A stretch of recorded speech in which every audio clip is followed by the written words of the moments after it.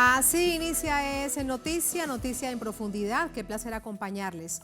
Soy Tatiana Pérez, les saludo desde nuestra sede central en Caracas, en Venezuela. A partir de este momento, en la próxima hora, tenemos 3 temas que son noticia. Aquí están primero desplegados en titulares. En noticia, América Latina. Venezuela y Bolivia presentaron su solicitud formal de ingreso a los BRICS. Ya Argentina, Uruguay, México y Nicaragua plantearon su deseo de pertenecer a este potente bloque de países emergentes que tiene entre sus miembros potencias como China y Rusia. ¿Cuáles serían los beneficios palpables para nuestra región? Vamos a analizarlo. En noticia, Argentina. Primera jornada de movilizaciones en Buenos Aires de 400 organizaciones indígenas del país. El llamado Tercer Malón de la Paz, que llegó de Jujuy, promete quedarse hasta que se derogue la reforma constitucional de esa provincia y los territorios originarios no sean entregados al mejor postor. Vamos a contarles. En noticia, Guatemala. Este martes, por fin, fueron entregadas las credenciales a los diputados y diputadas electos en las pasadas elecciones. ¿Cómo quedó esta nueva conformación del Parlamento? ¿Cómo se mueve este ajedrez político de cara a la segunda vuelta presidencial? Lo analizamos. En Noticia Casi comienza. Bienvenidos, bienvenidas.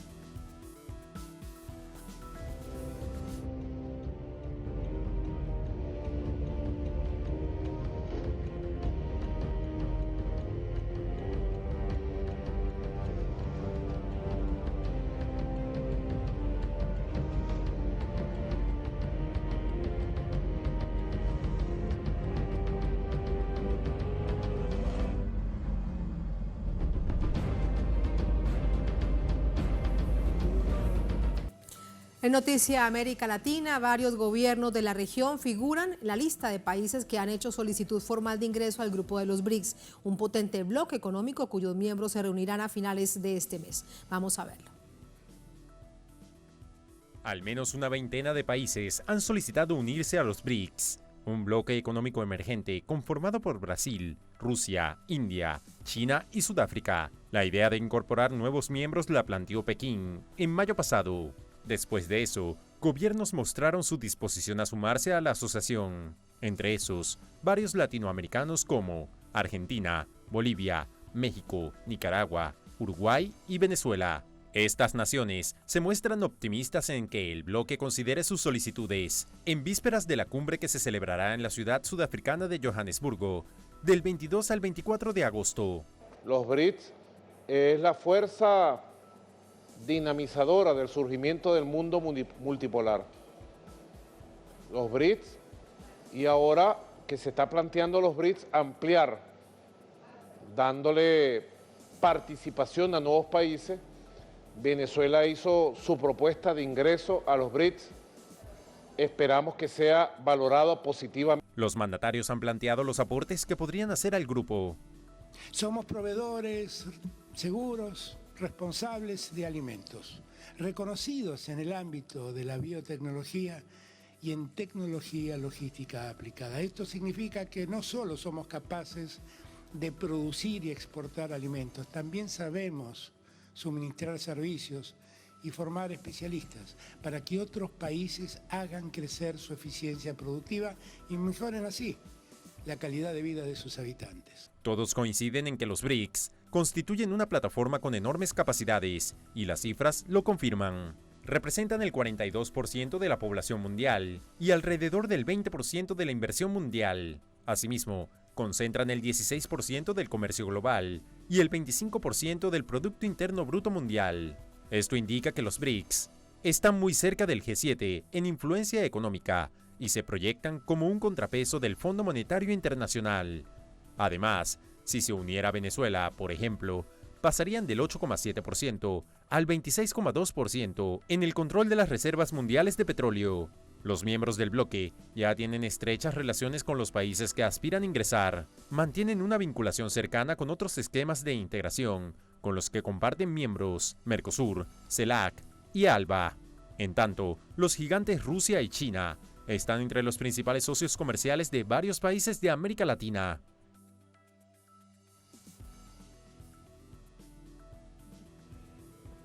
Allí los hechos, de inmediato vamos con el análisis. Para ello nos acompaña Sebastián Schul, sociólogo, analista internacional, experto en temas de China. Nos acompaña desde La Plata, en Argentina. Sebastián, bienvenido. Buenas noches, ¿cómo está? Hola Tatiana, ¿cómo estás? Un gusto hablar con vos. Muchísimas gracias. Sebastián, desde hace varios años, prácticamente desde que aparecen en la palestra mundial, en la geopolítica, los BRIC, se ha dicho que son las economías emergentes. Pero aquí estamos hablando mucho más que eso. China, Rusia e India no son economías emergentes, son economías muy poderosas. ¿Cuál es tu visión acerca de ello? Bueno, sí, tiene que ver con el nacimiento del BRICS, digamos, en 2001. Recordemos que el BRICS es un invento de la banca de inversión Goldman Sachs en una etapa en el 2001 en donde las grandes transnacionales globales estaban deslocalizando su producción, estaban deslocalizando sus inversiones y en ese marco inventan el mote de mercado emergente, economías emergentes, en donde proponían redireccionar estas inversiones. Ahora bien, luego de un proceso de crisis, digamos, y de transición sistémica, luego de, por ejemplo, la guerra en Irak o la caída de las Torres Gemelas, los BRICS, estos 4 o 5 países con Sudáfrica, empiezan un proceso de articulación política y geopolítica mucho más fuerte, en donde comienzan a plantear la necesidad de rediscutir no solo la arquitectura financiera internacional, sino la arquitectura de gobernanza global y el orden internacional como un todo. En este marco, como vos decís, dejan de ser meras economías o mercados emergentes para ser potencias que emergen en un orden internacional unipolar, planteando la necesidad de transitar hacia un orden internacional multipolar. Y creo que esta cumbre de Sudáfrica marcará un hito en la historia del bloque, con la posibilidad de pasar del bloque de 5 miembros a un bloque mucho más grande, en el cual 30 países o más han solicitado formalmente la solicitud para ser parte del mismo. Esa es sin duda la expectativa, esa próxima cumbre de jefes de Estado, de gobierno, presidentes de distintas naciones, no solamente los que sabemos que asistirán porque les corresponde, sino aquellos que lo han solicitado. Argentina, por ejemplo, se sabe que ha sido invitada, Bolivia también. A propósito de ello, Sebastián, hay un informe acerca de Bolivia que da cuenta de cómo ve desde esa nación andina de nuestra América Latina lo que esto significa con su ingreso a los BRIC, esta solicitud que se ha hecho formal y la invitación a participar de esta cumbre en Sudáfrica. Vamos a verlo. El canciller confirmó la participación del presidente Luis Arce en la próxima cumbre de los países BRICS. El presidente Luis Arce Catacora ha recibido la invitación del presidente de Sudáfrica en su calidad de presidente pro tempore del grupo de países BRIC, conformado por Brasil, Rusia, India, China y Sudáfrica, para participar de los diálogos que se celebrarán el 24 de agosto en Johannesburgo, Sudáfrica, como parte de la 15ª cumbre de los BRICS. Bolivia realiza gestiones oficiales con cada uno de los 5 gobiernos de los países que integran el BRICS para ser admitido en ese grupo. Con las mayores reservas de litio del mundo, Bolivia confía en lograr alianzas estratégicas con el objetivo de potenciar la tecnología y el financiamiento necesario para la industrialización soberana de litio, así como garantizar el mercado para productos bolivianos con valor agregado, derivados de litio en los mercados emergentes constituidos por los BRICS. Según expertos, el país con una política económica propia, que rechaza las recetas ortodoxas, ha logrado llamar la atención a nivel internacional. Una de las inflaciones más bajas del mundo, una importante recuperación económica post-pandemia, también importantes logros en cuanto a reducción de la pobreza y el desempleo. Por lo tanto, Bolivia tiene mucho que decir en la cumbre de los BRICS y también junto con otros 30 países del sur global está presentando su solicitud de adhesión a este bloque multilateral. Este es un espacio en el que se procuran alternativas a la lógica de desarrollo que impone el capitalismo, que las grandes transnacionales promueven desde los Estados Unidos. Se plantea cada vez más fuerte la visión de un mundo multipolar, la visión de un mundo que mire hacia otro lado, un poco fuera de la órbita geopolítica y hegemónica estadounidense, y los BRICS presentan y representan justamente eso, una alternativa de desarrollo multipolar a nivel mundial. BRICS es un acrónimo de los 5 países que componen el grupo. Brasil, Rusia, India, China y Sudáfrica. Representan el 42% de la población del planeta y el 31.5% del Producto Interno Bruto global, además del 20% del comercio internacional a nivel mundial. El tema de su próxima cumbre es Asociación para un crecimiento mutuo acelerado, desarrollo sostenible y multilateralismo inclusivo. Freddy Morales, Telesur, Bolivia. Cumbre de los BRICS en Johannesburgo, Sudáfrica, del 22 al 24 de agosto próximo, así dentro de muy pocos días. Sebastián, uno de los temas centrales, sin duda hemos visto recursos naturales de nuestros países que soberanamente pueden explotarse, pueden distribuirse como lo decidan estas naciones y no por imposición de otras, como ha sido en general nuestra historia. Pero eso es lo que más le llamaría la atención a los BRICS, de permitir el ingreso de Bolivia con el litio, de Venezuela, por ejemplo, con el petróleo y otros recursos naturales de esta nación bolivariana, de Argentina también con el litio. ¿Qué más hay? ¿Qué hay más allá de esto? Bueno, sin duda la cuestión de los recursos es estratégica y creo que los distintos discursos que escuchamos de Luis Arce, de Nicolás Maduro, de Alberto Fernández, estamos hablando de la decisión de los países de poner recursos estratégicos como son los alimentos y la energía al servicio de la construcción de un orden internacional multipolar y al servicio de un bloque que plantea explícitamente la construcción de la multipolaridad. Estamos hablando de que esto permitiría robustecer fuertemente el BRICS, no solo con los países de América Latina que mencionamos, sino también otras grandes potencias como por ejemplo Irán, Arabia Saudita, el propio Egipto, Argelia.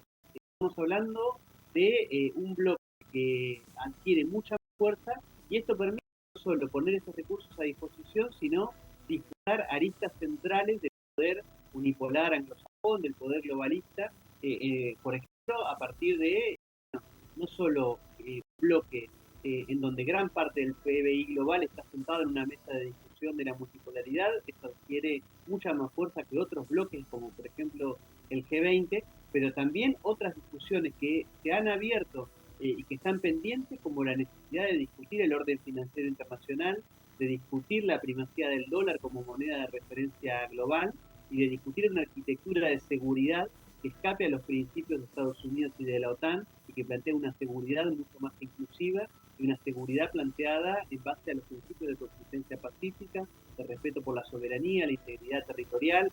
Es decir, no solo estamos hablando de los países de América Latina como proveedores de recursos, sino de la posibilidad de gran parte de la región de ser parte de la discusión sobre cómo será el orden internacional multipolar que se construirá en los próximos años. Pero esto ¿no te parece, Sebastián, que sería esperar mucho de los BRICS, teniendo en cuenta que desde nuestra América Latina es muy necesario? Ya vimos lo que sucedió tan dramático en tiempo de pandemia por el quiebre, por ejemplo, de la integración. Ahora que de nuevo comienza a hilarse la integración, ¿no debería ser esa la gran prioridad de América Latina, avanzar como bloque? Me refiero a esta, digamos, competencia que pueda generarse con los BRICS.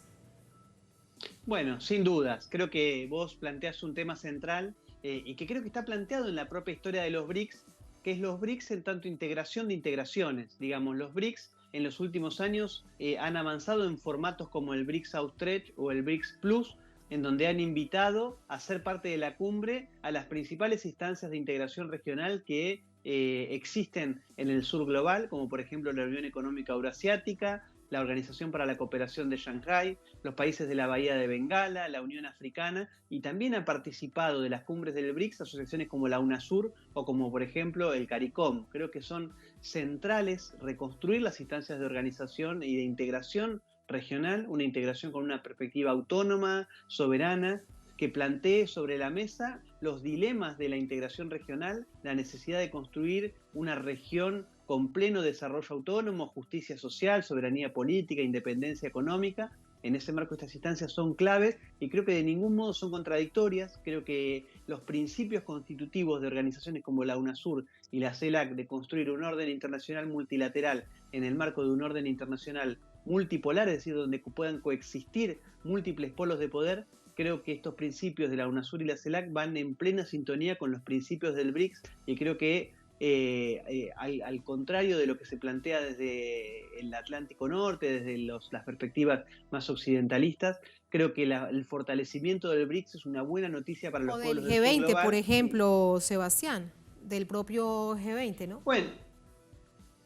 Bueno, el G20 creo que ha sido un paso intermedio. Digamos, recordemos que el G20 nace en fines de los años 90, pero vuelve a tomar pleno dinamismo luego de la crisis financiera global.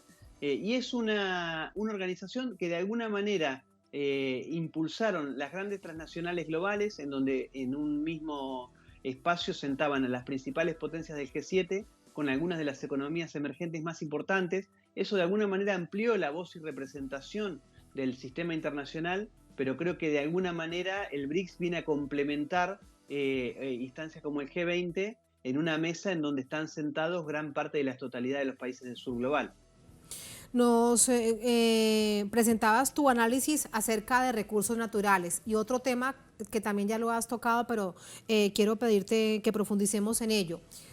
Lo que sucede con el Fondo Monetario Internacional, todo el sistema financiero global de Occidente impuesto después de la Segunda Guerra Mundial, en particular por Estados Unidos y, como bien decías, por el peso que tiene la moneda dólar alrededor del mundo.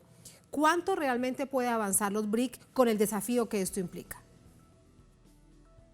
Bueno, creo que vos mencionabas un dato clave, que es que el Fondo Monetario Internacional es hijo de una época, es hijo está diseñado por los vencedores de la Segunda Guerra Mundial en general y Estados Unidos en particular, un Fondo Monetario Internacional en el cual Estados Unidos no solo tiene poder de veto de las decisiones del fondo, sino que además, es una legitimación del dólar como moneda de referencia global. Este Fondo Monetario Internacional ha entrado en crisis de legitimidad a partir de los desastres que ha causado en gran parte de las economías en desarrollo, entre ellas, por ejemplo, Argentina, pero gran parte de los países del sur global. Y creo que el BRICS de alguna manera comienza a plantear, desde sus orígenes, ya plantea la necesidad de democratizar el Fondo Monetario Internacional, de cambiar las bases de sustentación del fondo e incluso ha llegado a la decisión de crear un fondo de reservas de contingencia y un nuevo banco de desarrollo que supla o que comience a suplir el rol que tiene el Fondo Monetario Internacional ante la falta de decisión de las potencias centrales de avanzar en una reforma de los organismos. Creo que es una discusión que está abierta, probablemente no sea una discusión que se salde de un momento a otro, no va a ser una decisión que se salde en esta cumbre, pero creo que de a poco avanzamos hacia una democratización, rediseño, multipolarización de las instancias de decisión en materia económica y financiera global. Muchísimas gracias por ese análisis, Sebastián. Muy buenas noches. Gracias a ustedes. Hasta luego. Hasta luego. Muchas gracias. Así vamos a la primera pausa en esta emisión de Es Noticia. Al volver en Noticia Argentina, primera jornada de movilizaciones en Buenos Aires de 400 organizaciones indígenas de Argentina profundo, del país profundo. El llamado tercer malón de la paz que llegó de Jujuy promete quedarse hasta que se derogue la reforma constitucional de esta provincia y los territorios originarios no sean entregados al mejor postor, no sean feriados. ¿Cuáles fueron los anteriores malones? ¿Cuál es su significado histórico? ¿Qué representan hoy en día? Vamos a conocerlo al volver en Es Noticia.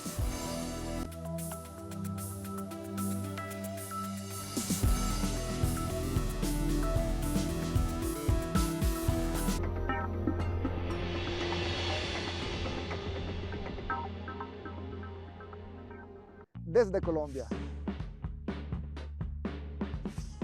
hasta Siria, Telesur conecta fronteras. Telesur siempre da más.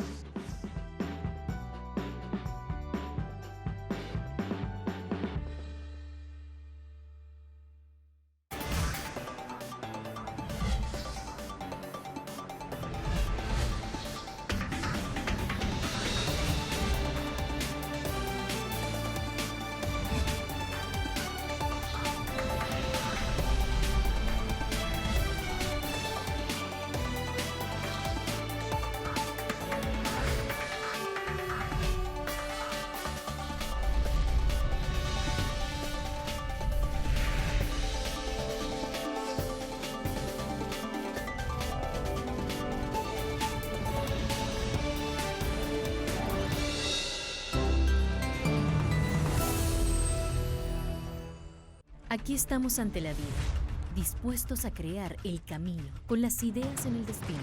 Somos el eco de los olvidados, la lucha de aquellos que no se rinden. Creemos en la trascendencia de las historias y en la firmeza de su andar, sin bajar las manos y con la frente en alto, con el corazón y el compromiso en la piel, para mostrar una verdad más justa, donde la igualdad sea real y no un papel. Telesur siempre da más.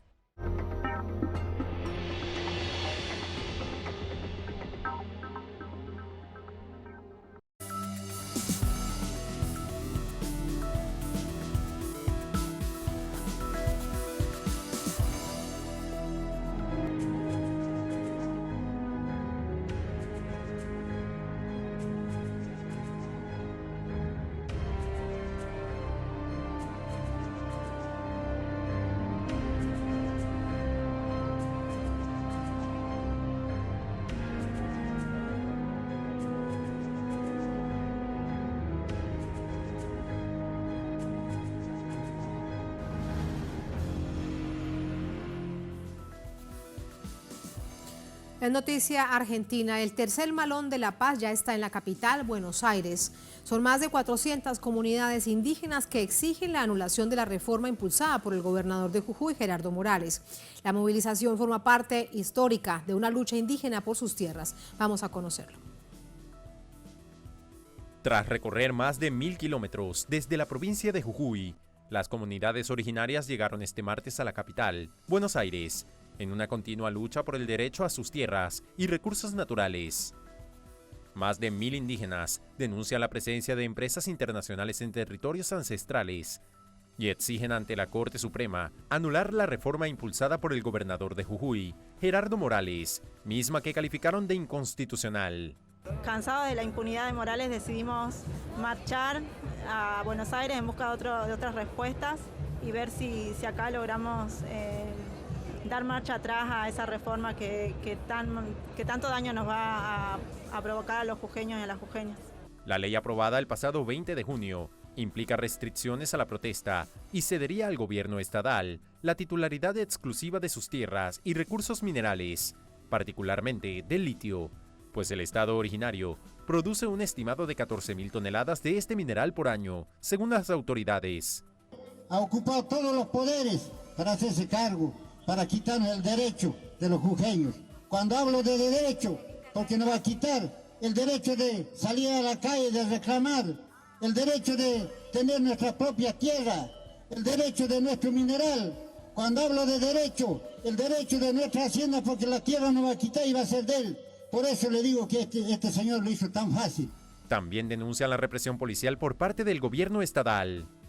No vamos a permitir que un gobierno que asumió a su poder por el pueblo jujeño, lo eligió para que lo represente, lo eligió para que lo gobierne, no para que lo maltrate, no para que haga ese abuso de poder, abuso de autoridad. Ahora el pueblo jujeño le dice que se retire. La marcha de este martes, que partió desde el Congreso Nacional hasta el Obelisco, coincide con el Día de la Pachamama, por lo que rindieron honor a la Madre Tierra en las afueras del Palacio de Justicia. Los manifestantes cuentan con el apoyo de más de 60 organizaciones sociales, entre ellas la Asociación Madres de Plaza de Mayo. Y pedirte a vos, Pachamama, Madre de la Tierra, que nos des paz, que nos des justicia. Y a vos te consta, querida Pachamama, que la justicia que exigimos todas y todos es justicia legal. Sin embargo, la movilización forma parte histórica de una lucha indígena por los territorios. El primer malón se realizó en 1946, donde solicitaron al Estado provincial que se les reconociera su legítimo derecho a las tierras, mientras el segundo se llevó a cabo en 2006, bajo las mismas peticiones, aunque la Constitución Nacional de 1994 legitima los reclamos del pueblo originario. El gobierno estatal se resiste a cumplir con sus obligaciones de entregar los títulos de propiedad colectivos. Ahí lo ven ustedes, se trata de una lucha histórica. Vamos a Buenos Aires con nuestro compañero de labores, nuestro corresponsal Juan Carlos Bartolota, con más información y con testimonios. Hola Juan, adelante. Buenas noches. ¿Qué tal, Tatiana? Buenas noches. Efectivamente, bueno, lo decía el informe, ¿no? Esta lucha, esta pelea ancestral que vienen realizando los pueblos originarios, en este caso de la provincia de Jujuy, con este tercer malón que ha llegado hoy a la ciudad capital del país y que se encuentra ahora frente al Palacio de Tribunales. Los tribunales donde se encuentra la sede de la Corte Suprema de Justicia, porque este tercer malón ya ha entregado petitorios, viene reclamando también en el Congreso de la Nación por una ley que tiene que ver justamente con asegurar esa pertenencia, esa, digamos, esa propiedad sobre las tierras que ancestralmente han ocupado y que mantienen, ¿no? Estamos junto a Eloy Mamaní, que es integrante de este tercer malón, uno de los integrantes. Bueno, decíamos recién, ¿no? Una lucha que lleva mucho tiempo, pero que ahora se ha agudizado con esta situación que se da en la provincia de Jujuy, con esta reforma constitucional donde no queda tan claro, como dice el gobernador Morales, la propiedad de ustedes sobre las tierras, ¿no? Claro, quedó claramente, digamos, al respecto de que, si bien el señor Morales dice que hizo una consulta previa e informada, cosa que no lo hizo porque en el boletín oficial tiene que haber salido, en los diarios locales tienen que haber salido, cosa que no lo hizo. Cuando él habla de que se reunió con las comunidades, no lo hizo de ninguna manera, montó un circo en el cual ocupó gente que lo disfrazó, parte de las comunidades.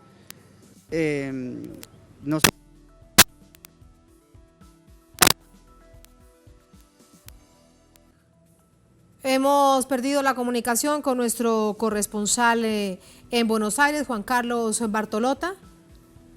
Hola, Juan, había una interferencia con el micrófono, ¿me escuchas? A ver, sí, yo te estoy escuchando perfecto. ¿Me escuchas? Muy bien, Si adelante con este testimonio que le ponemos tanta atención. Perfecto. Eloy, discúlpame, justo se interrumpió la comunicación. Decías entonces que lo que Morales decía, que había consultado a las comunidades, no había sido así. Esto quedó claro. ¿Cómo sigue esto?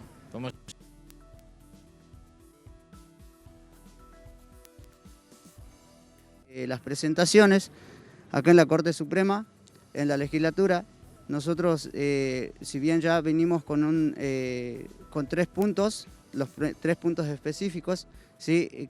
Que es en la legislatura y en la Corte Suprema, y luego a la gobernación de lo que es la presidencia de la Nación. ¿Sí? Pedimos y exigimos de la intervención inmediata de la provincia de Jujuy. Queremos un resultado, porque si la presidencia de la Nación tiene interés de poder llevar a cabo o dar una solución, me parece que lo tiene que hacer de una manera inmediata, porque los medios y las maneras de trabajar están. No lo quiere hacer es otra cosa. Entonces nosotros ahora vinimos acá marchando como lo hicieron nuestros antepasados en el primer malón, en el segundo malón, ahora sería el tercer malón. Lo vamos a volver a hacer, lo hicimos, lo vamos a volver a hacer, y bueno, hoy vamos a exigir, a partir de ahora vamos a exigir de que se trate de manera inmediata. Disculpame que te interrumpa, porque es importante aclarar esto. Se habla del litio. El gobernador Morales, empresas multinacionales, están todas las tierras de Jujuy, sino en algunas en particular. ¿Esto es así? Sí, son tierras en particular. Tampoco digamos, desmerezcamos a los otros territorios, porque en toda la provincia de Jujuy hay territorios. No solamente son recursos, digamos, del litio, también están los recursos, digamos, de lo que es la parte de las tierras fértiles, a donde se produce, se cultiva, la gente vive de la agricultura, ¿sí? También viven de la ganadería. Tengamos en cuenta eso. También ver que la provincia tiene recursos naturales, los recursos naturales que sería la belleza y los paisajes, a donde la gente vive del turismo. Entonces no solamente es el litio, si hablamos... Esta protesta, ahora que vos hablas del turismo, se lo ha querido intencionalmente enfrentar con los turistas, a quienes hacen los cortes de ruta, a este reclamo. ¿Cómo le responden a esa intencionalidad de que quieren hacerlos aparecer como que están entorpeciendo, si se quiere, el turismo en la provincia de Jujuy? No, mire, en cuanto al turismo, yo estuve viendo, y la gente mismo, la ocupación hotelera, sí, de la Quebrada y Puna y de donde se quiera nombrar, estuvo totalmente repleta. ¿Sí? El 100% de la ocupación hotelera estuvo completamente llena. Incluso el señor turista que visita apoyó la causa. Si bien hubieron en algunos sectores algunos disturbios, no fueron por la parte, digamos, de lo que sería el señor turista, sino fueron gentes enviadas por el señor Morales, que él está operando de esa manera, poniendo infiltrados. Lo hizo lo hizo el 20 de junio, lo hizo el 17 de junio, lo hizo y lo viene haciendo con persecuciones policiales a los hermanos que están ejerciendo la protesta. Sí, en Tilcara se llevó a cabo un apagón, a donde después introducieron a la policía para tocar la puerta y empezar a repartir como si fuera un correo de reparto, ¿sí? De introducciones de causas. ¿Sí? Entonces, él está trabajando de esa manera, está operando de esa manera. Cuando nosotros estuvimos llevando a cabo este reclamo en Purmamarca, contrató gente y contrató empresas de transporte, enviaron a ese sector, introdujeron gente que fueron a armar disturbios. Y no obstante a eso, a los 20 minutos nos enteramos de que la policía estaba ya abordando al lugar, cosa que nosotros en cuestión de 20 minutos desvirtuamos totalmente y resolvimos la situación. ¿Por qué? Porque nosotros somos gente y pueblos originarios que estamos llevando a cabo una protesta pacíficamente. Eloy, te agradezco muchísimo este contacto con Telesur y con Es Noticia. Gracias. Muchísimas gracias. Bueno, Eloy Mamaní, entonces aquí vemos representantes de las comunidades que han marchado aquí, que vienen aquí a la ciudad capital del país con este reclamo que tiene que ver con la posesión de sus tierras, con la reivindicación ancestral que tienen sobre sus tierras, como bien se señalaba, inclusive están dentro de la Constitución Nacional. Por eso hay una petición del propio Gobierno Nacional, vamos a recordarlo, de que se estudie si la Corte, y la Corte Suprema también debería abocarse a esto, si la Constitución que propone Gerardo Morales no se choca con la propia Constitución Nacional y con los tratados internacionales que justamente protegen a los pueblos originarios de todas estas situaciones. Tatiana. Juan, hay varias preguntas para hacerte aprovechando que estás allí. ¿Cómo han sido recibidos? Mira lo que contaban en términos históricos en el informe que bien sabes, además como la historia de tu país. El primer malón, primera marcha en el 46, la segunda en el 2006 y esta en el 2023. Así que es un asunto de larga data en la Argentina. ¿Cómo han sido recibidos hoy? Bueno, en principio han tenido hoy acompañamiento de organizaciones sociales, lo decía el informe, también de organismos de derechos humanos, de la CTA, estuvieron presentes aquí. Uno hubiese querido un mayor acompañamiento, ¿no? De hecho, hoy por la tarde, Tatiana, te quiero contar que éramos el único medio que estaba aquí presente, medio televisivo, no solamente a nivel internacional, sino a nivel nacional. Prácticamente hace un ratito nada más también estuvieron los colegas de la televisión pública argentina, pero el resto de los medios no los hemos visto por aquí en realidad.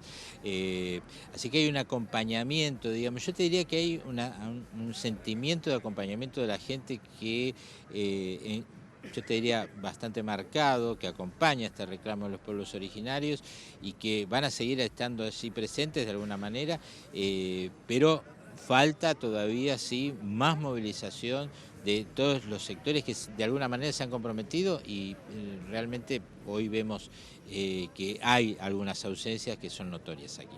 Sí, y el gobierno hoy, bien lo decías, ya sentó su posición acerca de su rechazo a esta reforma constitucional express del gobernador Morales, pero hoy ha dicho algo. Recordemos que en este caminar de más de 1000 kilómetros ellos decían que lo que esperan es que el gobierno lo reciba, particularmente el presidente Alberto Fernández. Yo te diría, Tatiana, me quiero referirme a un punto que decía Eloy, ¿no? Recién cuando hablamos con él, que era el tema de la intervención federal a la provincia de Jujuy. Es un reclamo que se viene haciendo desde que comenzó, digamos, las protestas, no solamente de los pueblos originarios. Primero fueron los docentes, vamos a recordarlo, en la provincia de Jujuy. Después vino la represión que todo el mundo pudo ver por parte de la policía de la provincia de Jujuy. Eso creó un clima político de inestabilidad, si se quiere, en la provincia, algo que desmiente el gobernador Morales, que además, vamos a recordarlo, es candidato o precandidato a la vicepresidencia de la Nación de Juntos por el Cambio, el partido de derecha que pretende llegar a la presidencia del país en las próximas elecciones. Yo te diría que el momento político es muy complicado. Yo sé que a alguna gente no le va a gustar esto que digo, pero es muy difícil que este gobierno, y yo te diría cualquier otro, en una circunstancia de elección, de proceso electoral, intervenga una provincia de manera federal, mucho más aún cuando su gobernador pertenece a otro signo político. Es muy improbable que esto suceda. De hecho, no ha habido manifestaciones en este punto, sí en el sentido de que se aboquen a, como te decía, desde el Ministerio de Justicia, y también un pedido a la Corte, y posiblemente haya también algo similar en el Congreso de la Nación, para así asegurar los derechos de los pueblos originarios sobre sus tierras. En esto sí creo que hay una coincidencia y va a haber seguramente un acompañamiento del Gobierno Nacional. Pero la intervención federal yo te diría que es un tema descartado. Claro, porque sobre todo coincidencialmente, o será intencionalmente, no sabemos, lo hizo el gobernador Morales en pleno tiempo electoral. Juan, muchísimas gracias. Buenas noches. Que tengas buenas noches, Tatiana. Muchas gracias. Vamos a entrar con el análisis. Para ello nos acompaña Hugo Ernesto Godoy, dirigente sindical, político argentino, es secretario general nacional de la Central de Trabajadores de la Argentina, secretario general nacional de la Asociación de Trabajadores del Estado. Nos acompaña también desde Buenos Aires. Hugo, bienvenido. Muy buenas noches. ¿Cómo está?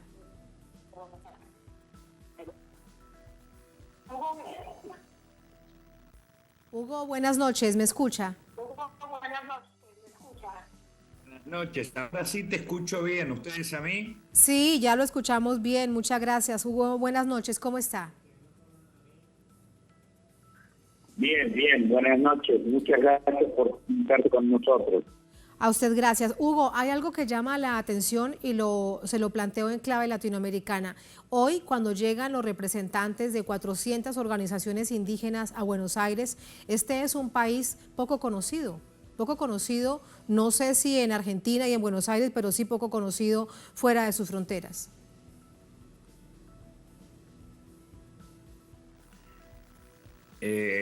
La realidad es que esta digna movilización del pueblo jujeño de diversos sectores y particularmente de pueblos originarios significa una irrupción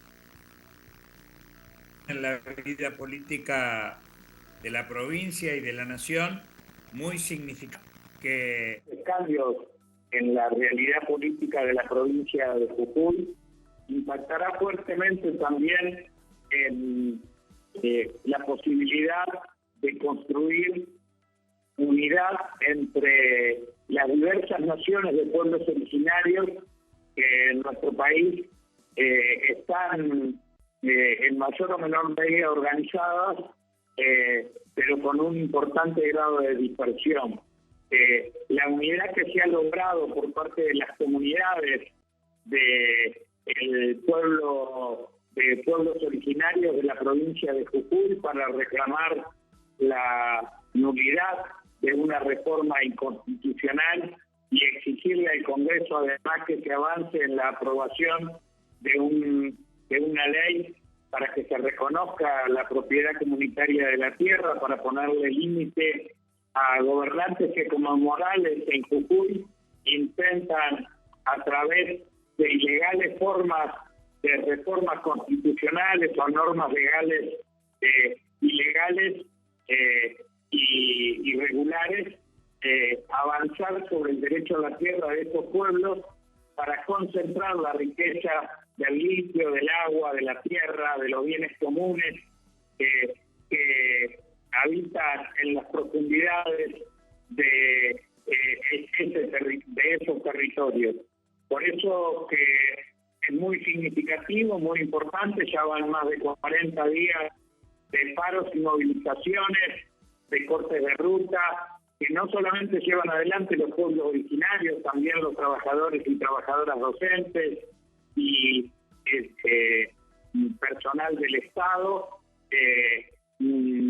y que está significando un importante grado de unidad que se está planteando un dique de contención a las barbaridades que está llevando adelante el gobernador Morales y que la quiere sostener en base a un estricto control del Poder Judicial y a una persecución sistemática sobre todos los sectores que expresan su conformidad, sus diferencias y sus propuestas diferentes a las perspectivas que quiere imponer el gobernador Morales, que quiere, antes de terminar su mandato en diciembre próximo, poder estar consolidando su poder concentrado a través de esta reforma inconstitucional que está llevando adelante.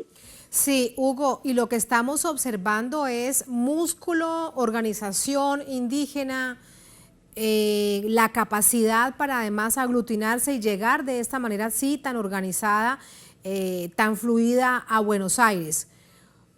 La oposición, el macrismo, Cambiemos y el propio gobernador Morales seguramente no tenían estos cálculos. El gobernador Morales ha subestimado al pueblo jujeño y particularmente a los pueblos originarios.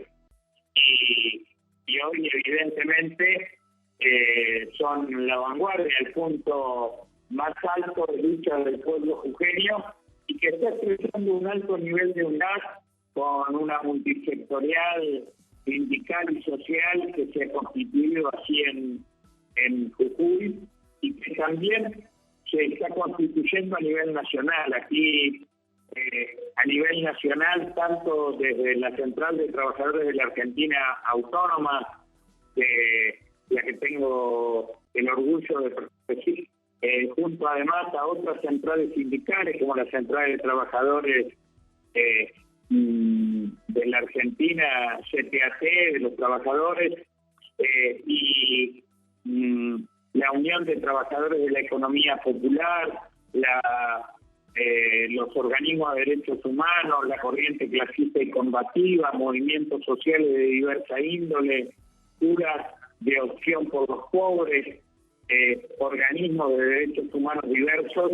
Bueno, estamos unidos solidariamente en respaldo y en apoyo al pueblo jujeño. Hoy recibimos al tercer Malón en una movilización verdaderamente multitudinaria que aquí en Buenos Aires se instaló en un campamento en las puertas de tribunales donde funciona la Corte Suprema de Justicia de la Nación, donde hay presentado un reclamo para que se declare inconstitucional la reforma realizada en la Constitución Provincial de la provincia de Jujuy y que hemos respaldado desde diversas organizaciones y que para exigirle a la Corte que se pronuncie alrededor de estas presentaciones es que el campamento y el reclamo principal está instalado allí, en lo que en la ciudad de Buenos Aires es la Plaza Lavalle, frente a los tribunales donde funciona la Corte Suprema de Justicia de la Nación, que para nosotros es la Corte Suprema de la Injusticia, porque el sistema judicial es muy irregular en la Argentina, muy déspota y muy ligado a intereses de sectores concentrados de la economía, sí, pero que necesariamente es allí donde se deben definir los alcances legales e ilegales de esta reforma que llevó adelante el gobernador Morales. El partido judicial, como dice la vicepresidenta Cristina Fernández de Kirchner. Muchísimas gracias, Hugo, por tu análisis, por tu reflexión. Buenas noches. Muchísimas gracias a ustedes. Un saludo a toda la audiencia y bueno, y sepan que el tercer malón, con el apoyo de todas nuestras organizaciones, va a quedar acampando hasta que la Corte Suprema dé una respuesta y para que en el Congreso de la Nación también se ponga en discusión y debate y se apruebe una ley de propiedad comunitaria de la tierra para ponerle freno a los avances que hay de los sectores más concentrados sobre esos intereses que tienen que ver con el agua, con el litio, con los derechos a la tierra ancestrales de los pueblos originarios allí en Jujuy. Por los territorios ancestrales. Muchísimas gracias, Hugo. Buenas noches. Muchísimas gracias a ustedes. Un saludo Hasta a toda luego. la... Muchas gracias. Así vamos a la última pausa en esta emisión de Es Noticia. Al volver en Noticia a Guatemala. Este martes por fin fueron entregadas las credenciales a los diputados electos en las pasadas elecciones. ¿Cómo quedó esta nueva conformación del Parlamento? ¿Cómo se mueve este ajedrez político de cara a la segunda vuelta presidencial? Es el próximo 20 de agosto, así lo recordamos. Lo analizamos al volver en Es Noticia.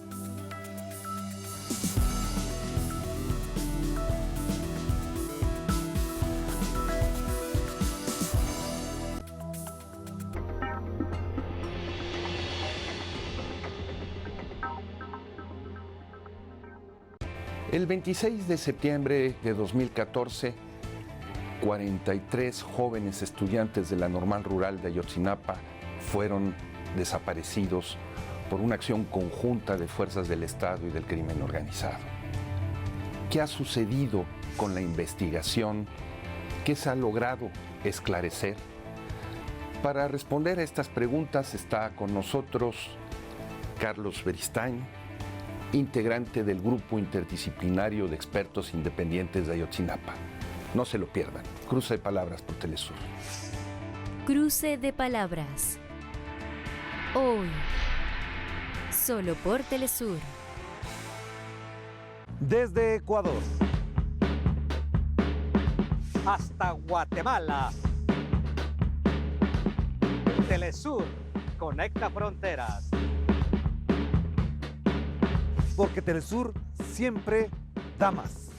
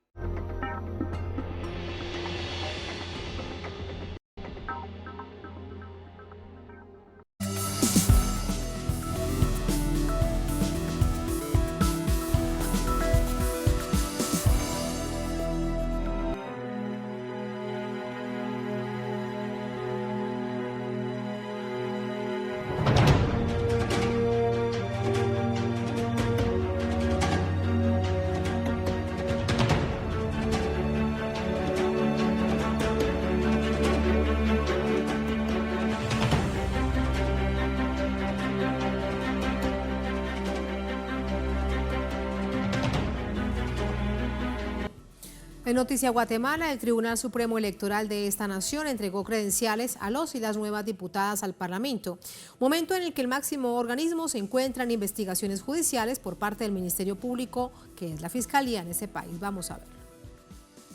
Este martes, autoridades del órgano electoral entregaron en un acto protocolario 200 credenciales a los ciudadanos electos como diputados. 160 corresponden a legisladores que conformarán el organismo legislativo, 32 diputadas y 128 diputados, mientras 40 para titulares y suplentes del Parlamento Centroamericano. El Congreso de la República tendrá cuantitativamente menos presencia indígena y de mujeres. En esta ocasión, como Tribunal Supremo Electoral, solo acreditamos lo que ya fue oficializado por medio de los acuerdos respectivos ya publicados. Es decir, se entregará el carnet que los acredita como parlamentarios electos. Tras resultados oficiales de las elecciones generales celebradas el pasado 25 de junio, el hemiciclo está integrado por el partido Vamos, principal fuerza del Congreso, con 39 diputados, Unidad Nacional de la Esperanza, UNE, con 28 legisladores, Movimiento Semilla, 23 diputados. Partidos a disputarse la presidencia el 20 de agosto. Partido Cabal tendrá 18 diputados y Viva con 11. El resto de los partidos están conformados con menos de 10 diputados. No obstante, el partido que gane la presidencia no tendrá la bancada mayoritaria. El camino a las urnas ha sido marcado por el abuso del Ministerio Público y del organismo judicial, al tomar medidas judiciales que entorpecen el proceso electoral, según la alta ejecutiva del Tribunal Supremo Electoral. Las intenciones no las sabemos, ¿verdad? Eso ya está en las denuncias, si existen, o en la intencionalidad de cada expediente, cada causa. Las intencionalidades sí sería muy irresponsable de mi parte hablar sobre algo que no sé. Pero de que sí trastoca el evento electoral, por supuesto que sí, porque nosotros, como le digo, estamos dedicados a la logística, a la administración de esta segunda vuelta. En 19 días, más de 9 millones de guatemaltecos deberán elegir a su nuevo presidente entre la ganadora de la primera vuelta, Sandra Torres Casanova, de la Unidad Nacional de la Esperanza, y el segundo lugar, Bernardo Arévalo de León, del Movimiento Semilla. El ganador de la elección y los legisladores tomarán posesión de sus cargos el 14 de enero de 2024 para un periodo de 4 años. Así entramos con el análisis. Para ello nos acompaña Jordán Rodas Andrade, ex procurador de los Derechos Humanos de Guatemala. Fue la fórmula vicepresidente por la candidatura del MLP. Nos acompaña desde Cincinnati, en Estados Unidos. Jordán, bienvenido. Muy buenas noches. ¿Cómo está? Hola Tatiana, buenas noches. Siempre es un honor para mí estar con Telesur y dialogar sobre la compleja situación de la crisis democrática que está sufriendo Guatemala. Sin duda es muy compleja. Permíteme primero preguntarte tu apreciación acerca de la nueva conformación del Parlamento. ¿Cuánto cambia? ¿Qué no cambia? ¿Qué novedades hay en este contexto tan complejo político electoral? Bueno, tenemos que ser objetivos y reconocer, como bien decían en la introducción de esta nota, lamentablemente hay un retroceso en presencia de los pueblos originarios. La población maya, garífuna y xinca no está representada en incremento, al contrario, desciende, y también las mujeres. Lógicamente una fuerza conservadora es la que va a prevalecer, va a tener la mayoría. La compra de alcaldes que hizo el candidato o el presidente Yamatei del partido Vamos, pues tuvo sus resultados con 39 diputados y lógicamente hay que estar muy a la expectativa en un eventual gobierno de Bernardo Arévalo. Pues tendría el Congreso en contra, pero tendría que apoyarse mucho en la población, tener una agenda progresista, y que estamos también ante una campaña que quiere infundir miedo, terror, decir que los comunistas vienen, cuando Guatemala no ha tenido ningún gobierno comunista en toda su historia. Socialdemócrata sí, pero hace décadas que la derecha es la que ha desgobernado, ha sido capaz de deteriorar el nivel de vida de los guatemaltecos, y por eso es que tenemos que tener la capacidad, los guatemaltecos, de decidir sin presiones, tampoco caer en la compra de votos ni en campañas de terror. Jordán, una sola mujer indígena electa al Parlamento, al Congreso, Sonia Gutiérrez del partido WINAC. ¿Qué pasa con los movimientos indígenas? ¿Qué pasa con los pueblos originarios? Guatemala tiene una gran población de pueblos originarios e indígenas, pero estamos observando que parecen como muy dispersos, que no hay una fuerza que los una. ¿Qué es lo que pasa? Sí, tienes razón, Tatiana. La verdad es que los que nos consideramos progresistas o de izquierda en Guatemala, de partidos, movimientos sociales, tenemos que hacer un alto en el camino porque los resultados son preocupantes. Tener la capacidad de articular, reflexionar sobre los errores cometidos, porque no podemos seguir retrocediendo y se tendría que tener la capacidad de articular. Lamentablemente, tengo que decir que en la izquierda también hay racismo y machismo en Guatemala, y eso se refleja en los resultados.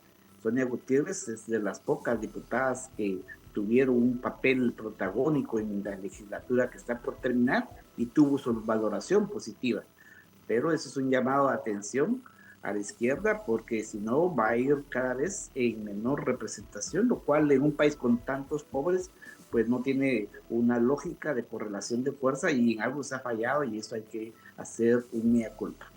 Sobre todo, Jordán, cuando observamos como un ejemplo en tu país, en Guatemala, en cualquier otra nación lamentablemente, o muchas de nuestra América Latina, las prácticas clientelistas en ejercicios, en procesos electorales, en los que se cae en la corrupción, la compra de votos, la llamada transhumancia, es decir, todas estas prácticas de los partidos políticos tradicionales arraigados a ese tipo de prácticas, pues difícilmente se puede luchar contra eso si no sales a votar masivamente y hacer ejercicio político desde las bases. Sí, hay que movilizar a todas las personas este 20 de agosto, tanto en Guatemala como en algunos estados de Estados Unidos se tiene el derecho a votar. Lamentablemente no en todos los países en el extranjero podemos votar las personas que no estamos residiendo en el país, pero sí es importante la movilización, cada voto cuenta, y como bien dices, no a la compra de voluntades. La soberanía radica en el pueblo, y tenemos una cita histórica el próximo 20 de agosto porque se abre una posibilidad de tener un rumbo distinto. No estaba en los radares, ni en las encuestas, ni en los análisis, esta propuesta progresista del partido Movimiento Semilla, pero apareció. El escenario pudo haber estado peor, y eso es lo que tenemos que aprovechar los guatemaltecos para no retroceder a prácticas de corrupción que nos tienen en un estado lamentable, los derechos humanos que muchas veces forzan a nuestros compatriotas a migrar aquí a los Estados Unidos. Casi son 4 millones que sostienen la economía con su trabajo duro, con las remesas que constituyen el 20% del Producto Interno Bruto, pero esa es una realidad y tenemos que transformarla a partir de exigir de nuestros gobernantes condiciones dignas en Guatemala. Wow, esta cifra que nos dices es impresionante. 4 millones de guatemaltecos y guatemaltecas están en Estados Unidos, Jordán. ¿Este sería el primer motor económico del país? Te lo pregunto. Sí, efectivamente eso es, y por eso estoy en una gira de incidencia también para que la administración Biden otorgue el Tratado Temporal de Protección, el TPS, que ya lo gozan nicaragüenses, hondureños y salvadoreños, porque aquí lo que hace la migración es trabajar honestamente, y eso es lo que quieren.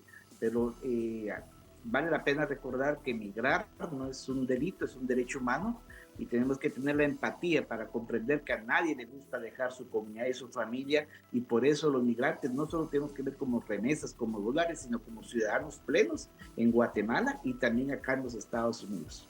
Por supuesto, eso es. Ahora, permíteme preguntarte en los minutos que nos quedan de esta situación tan difícil de comprender. ¿Qué crees que es lo que está sucediendo con el Ministerio Público y el Tribunal Supremo Electoral? Lo ha allanado en varias oportunidades, así como ha allanado también las oficinas del Movimiento Semilla. Recordamos que es el segundo en esta contienda de cara a la segunda vuelta presidencial. ¿Qué es lo que pretende hacer el Ministerio Público y quién está detrás de esto? ¿Qué crees?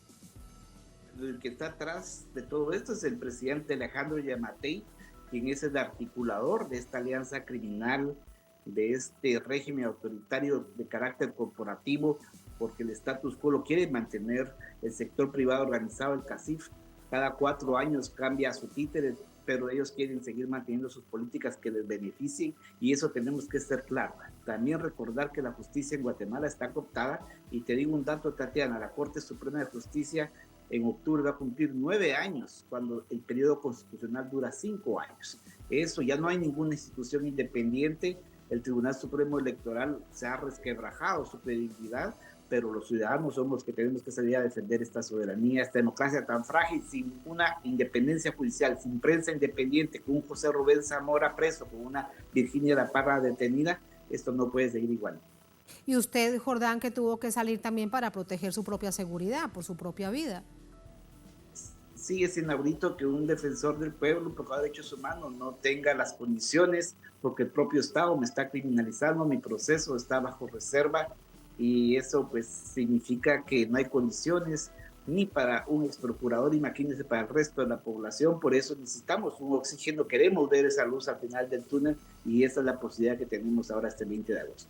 Pero esto falta sin duda muy poco, Jordán, pero parece bastante difícil. Algunos se preguntan ¿Será que sí va a haber segunda vuelta electoral entre los dos candidatos que van a la contienda, es decir, la candidata Sandra Torres y lo que ya lo vamos a ver en pantalla, le pido a la producción que lo pongamos, a Bernardo Arévalo? ¿Será que sí va a ser así o tanto irá el cántaro al agua al Ministerio Público que va a lograr sacar de la contienda a Arévalo para subir al candidato ungido por el presidente Gianmattei? Sí, tiene que haber una segunda vuelta entre Sandra Torres y Bernardo Arévalo. Hacer otra cosa sería culminar el golpe de Estado, y eso los guatemaltecos ya lo presentimos, por eso está saliendo la población a manifestar, y han sido oportunos los pronunciamientos de la comunidad internacional, del Parlamento Europeo, de las autoridades de Estados Unidos, de países amigos como Colombia, Brasil, Chile, por ejemplo, Argentina también, que ha manifestado su preocupación, porque tenemos que estar conscientes que prácticas conservadoras que ya sufrió en Estados Unidos por los trumpistas, en Brasil con los de Bolsonaro, pues tenemos ese grave riesgo y tenemos que defender nuestra democracia, ya no más autoritarismo en la región, eso basta, y por eso es importante, se valora positivamente el esfuerzo que están haciendo los guatemaltecos en territorio de pronunciarse y de exigir que se respete su voluntad, que sea en las urnas, Tatiana, y no en las cortes donde se decida el futuro de Guatemala. El pueblo es el soberano, el que debe decidir. Por último, hace algunos días, la presidenta del Tribunal Supremo Electoral, en una videoconferencia, era atendida por el secretario general de la OEA, por Luis Almagro, y ella allí denunciaba ante la comunidad internacional todo esto que está sucediendo, y un Tribunal Superior Electoral, Supremo Electoral, pues muy distinto al que vimos meses atrás, cuando por ejemplo lo prescribe a usted y a Telma de la candidatura. Eso realmente le llama la atención, y ahí mismo permítame preguntarle acerca de la OEA. Almagro va para Guatemala. ¿Esto si es una alerta o cómo se debe comprender? Recordemos que la OEA fue clave en el golpe de Estado en Bolivia en 2019 al presidente Evo Morales. Sí, efectivamente, Tatiana, yo estuve presente junto a Juan Francisco Sandoval, ex fiscal de la FESI, en esta audiencia pública de la Comisión Interamericana, donde la presidenta Palencia del Tribunal Supremo manifestó, y pues fue sorprendente que ya hay una grieta entre el pacto de corruptos, porque el Tribunal Supremo, ahora que no se venga a poner como un conjunto de angelitos, que no lo han sido para nada, han sido autoritarios, arbitrarios, pero algo pasa ahí que es importante aprovechar y valorar, y sobre todo la presencia de Almagro, ya se reunió esta tarde con el presidente Gianmattei, tiene que una oportunidad, quizás la última, para lavarse la cara un poco, porque ha sido totalmente un fiasco en América Latina su rol, más con su reelección que fue negociada bajo poderes ocultos, y eso es importante que ahora se ponga al lado de la democracia y la población y que no vaya a apañar prácticas poco democráticas en Guatemala. Muchísimas gracias, Jordán, por ese análisis, por estas reflexiones. Muy buenas noches y cuídese. Gracias, Tatiana, un abrazo desde la distancia. Muchas gracias, un abrazo, buenas noches. A ustedes gracias por habernos acompañado. Ponemos punto final a esta emisión de Noticia. Hasta mañana, sigan con nosotros.